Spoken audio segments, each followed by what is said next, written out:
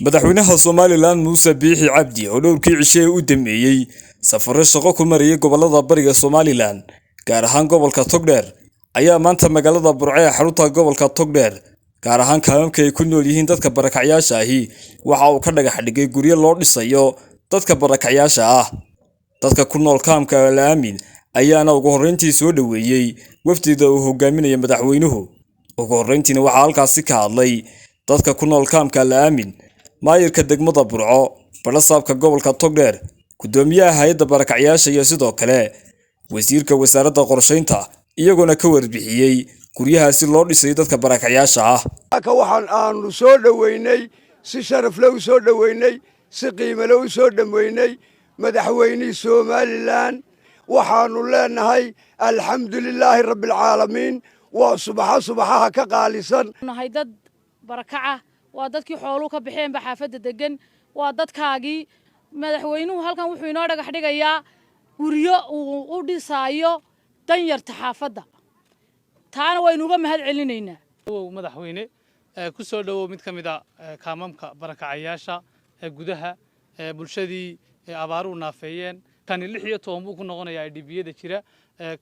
dhammaan IDB-yadaasina dawladda hoose culays ayay ku hayaan waana mahad celin weyn baan idin jeedinaynaa wax qabadka aynu ka wada shaqeynayno waxaan u mahadnaqaynaa madaxweynaha Jamhuuriyadda Somaliland iyo waftiga uu hogaaminayo oo saakayna ku soo booqday IDB-ga Al-Aamin isagoo wax qabad qiimo leh oo runtii la taaban karo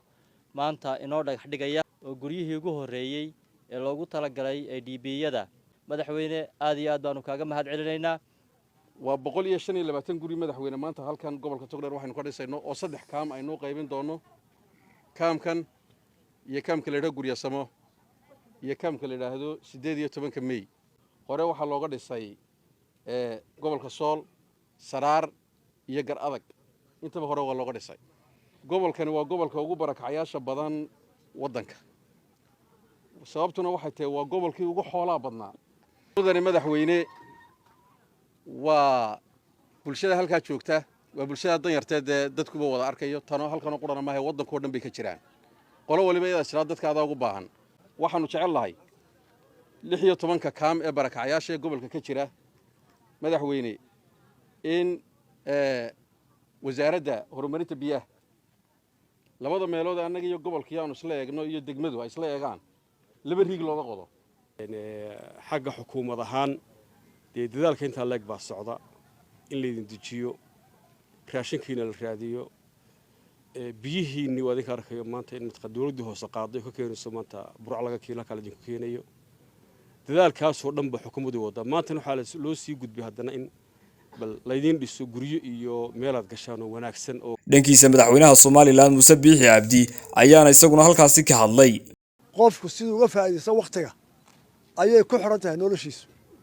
waxaan u baahanahay inteena imika nool ee qaangaar ka weyn ee tacab karaysa inay ku tala gasho inay tacabto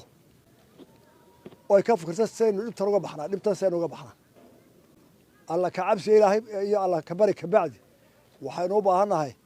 inaan ku fikirno war maxaynu qabsanaa haddii dadka halkan jooga xoogooda